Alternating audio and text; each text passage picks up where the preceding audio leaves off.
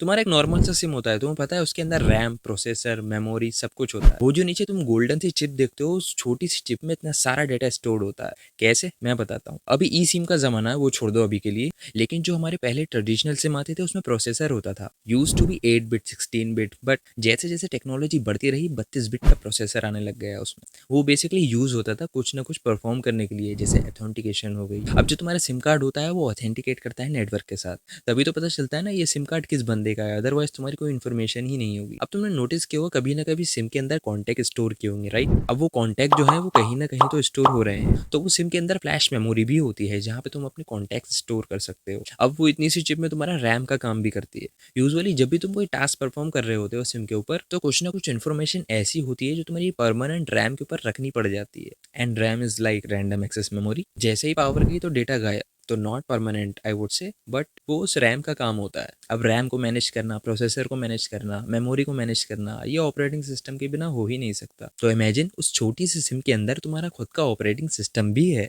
जो कि इन सब चीजों को ऑपरेट कर रहा है। एंड कभी तुमने सोचा था कि सिम के अंदर इतना कुछ हो रहा है तुम्हारे, एंड नॉट जस्ट तुम उठाते हो और कॉल करते हो और जादू हो जाता है? ऐसा नहीं है। वो इतनी सी चीज में इतना सारा डेटा स्टोर होता है और इतना सारा हार्डवेयर भी।